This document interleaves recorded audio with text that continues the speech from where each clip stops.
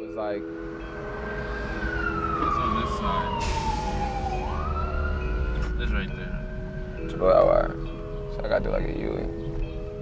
One of the things God was dealing me on is we've confused our urgency to get out of pain with desperation for intimacy with God. For example, what we're really doing without saying it is, God, get me out of this pain. And we set up a false expectation that God is just supposed to move because we want to get out of pain. And the reality is God can see our hearts, and he's saying, no, you don't want more of me. You're not here to spend time with me.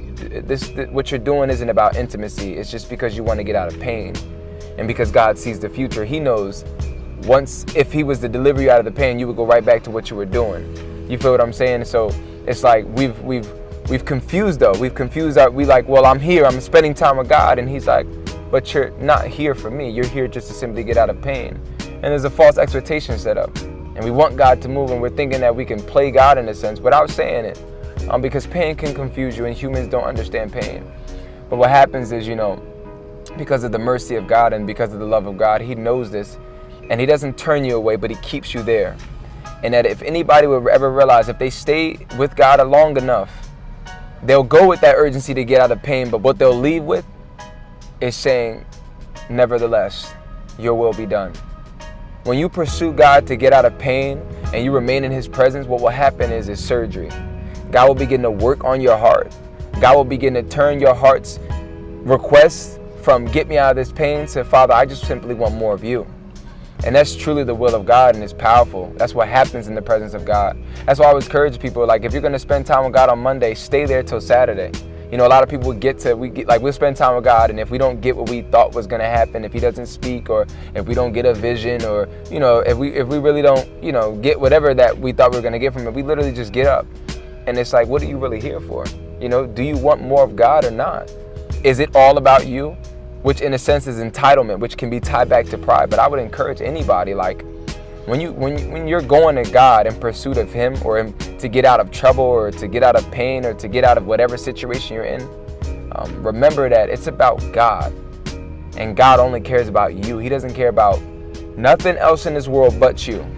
All he wants is our attention. And oftentimes when we're shaken up in life, of course, our first instinct is, let me go to God. And that's nothing wrong with that. But like I said, sometimes we'll go to God and we'll confuse our urgency to get out of pain with desperation for intimacy with God, and that's not the case. But while you're there, what God will do is he'll turn your heart and get you to a place where you do want intimacy and not just want to get out of pain. But that's serious. But a lot of people, we've literally, it's sad, and we all do it. We all do it.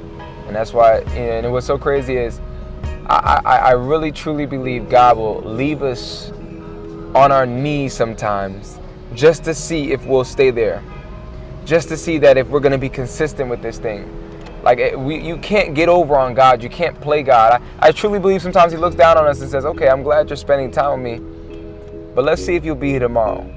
And then the next day. And then the next day. I don't want to simply just deliver you. I really want to spend time with you. I really want a relationship with you. And a lot of people don't understand that.